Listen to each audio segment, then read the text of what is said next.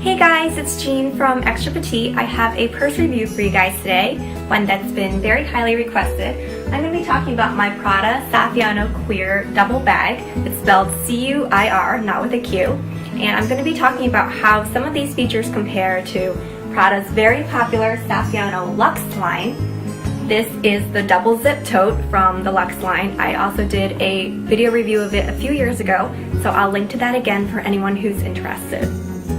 Just a little background of what Saffiano leather even is, because I've wondered this myself.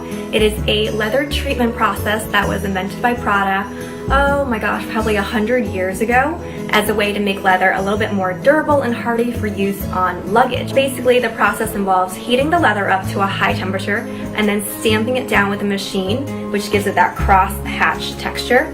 They then finish it with a wax coating, which helps make it more stain, scratch, and water resistant. I do want to emphasize that resistant does not mean water or scratch proof, so if you gouge it with keys, it'll probably leave a mark, and if you get caught in a torrential downpour, the leather might get soaked and warped. What resistant usually means is if you're caught in a light drizzle, you can just wipe your bag dry, or if you're clumsy like me, you're eating something saucy and it splats on your bag, you can just wipe it off with a very slightly damp napkin or paper towel. I've also been told that using a little bit of soap and then wiping it clean is the best way to treat this kind of material. Alright, so on to some of the features. Both of these bags are made of Saffiano leather, but when I first held the Cuir, I immediately noticed that the material felt thicker and sturdier, and it was best described to me as two leathers fused together. So the exterior is the Saffiano treated leather, but the interior is lined in a very soft Napa leather. The inside of the Cuir feels really nice and luxurious, which may account for its higher price point. Whereas the Saffiano Luxe has the Saffiano leather exterior, but the inside is lined with jacquard fabric. So the exterior of these bags, even though they are both Saffiano leather, the Cuir has a larger pattern texture, and I've been told that it is also tumbled after the Saffiano treatment to make it a little bit more softer and less rigid, but I personally don't really feel a difference.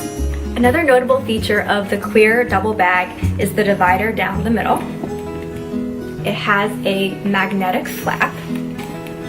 I personally think there's pluses and minuses to this feature. I love that I can use it as a built-in wallet. It goes all the way to the bottom, so I can stuff my cell phone, credit cards, and other necessities inside and always know where to find it in a secure place.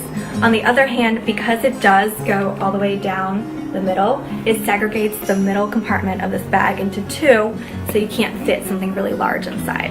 Especially in comparison to the double zip bag from the Luxe line, this one has its pockets along the two sides, leaving the center cavity pretty open and lets you fit bigger items inside. I have an 11-inch diagonal MacBook Air laptop, and it does fit in both bags.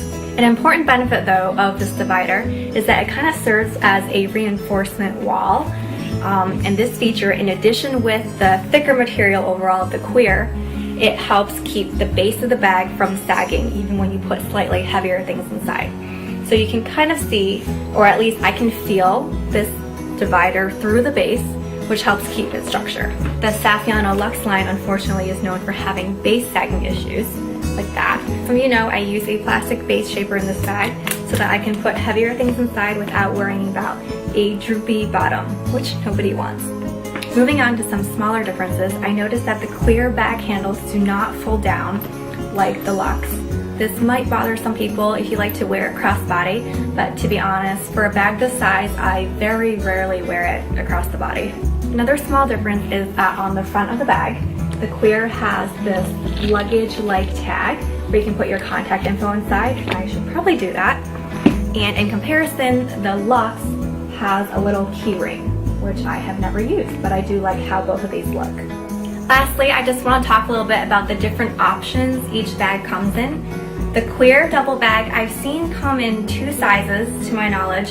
This is the smaller of the two, and I've seen it referred to as both the small or the medium, which is confusing, I know, but the bigger one is always referred to as the large.